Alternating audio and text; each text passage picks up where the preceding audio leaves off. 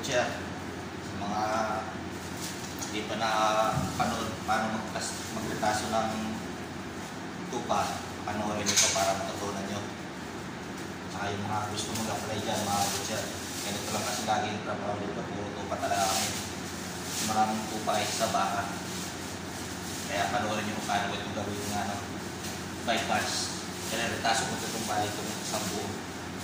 Kaya watch nyo mga kabutcher. Kailangan trim muna natin yung mga taba-taba niya. Kasi babay parts ito natin mga kabutcher.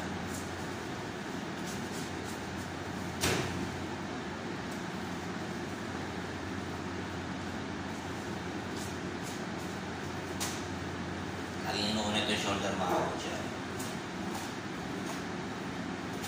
Bali sa joint niya pinapatamaan. Ito muna yung shoulder.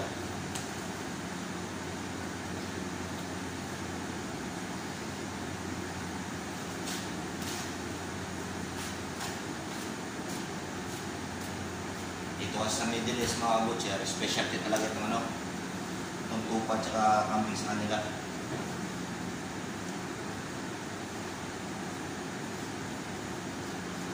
Tapos yan, ito dito sa may tiyan. Ganyan natin. Tapasin natin dito hanggang sa may ribs niya. Yan mga kabutcher. Yan, kita nyo yan. Ganyan yan. Tapos ito may taba. Dito sa may kini niya, tanggalin natin yan.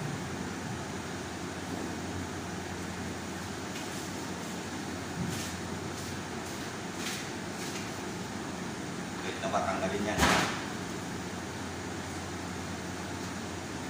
Bali ito na lang yung laman loob niya mga kabutcher at ay tsaka puso. Wala na yan dito ka.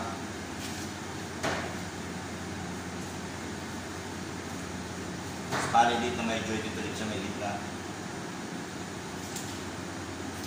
Yan, kita nyo yan mga kabutcher. Ito lalagariin na lang ito mga kabutcher. Pakita ko sa inyo. Ito muna. Tanggalin ko muna yung ano niya. May joint dito na parts na to.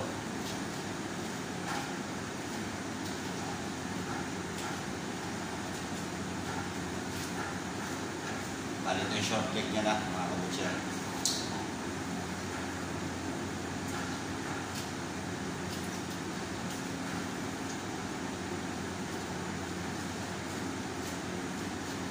Bali ganyan lang. Ito naman yung loin niya. Loin chops niya dito. Bali ang asawa pa yan ang loin chops tawag dito. Kaya yun. Hanggang dito na lang tayo mga kabutcher. Ito na nag-array ko na. Hindi ko na napapakita sa inyo. Kaya hanggang dito na lang. Ribs to at chops tsaka neck. Bali magiging 4 na parts yan. 3 parts. Kaya hanggang dito na lang mga kabutcher. God bless.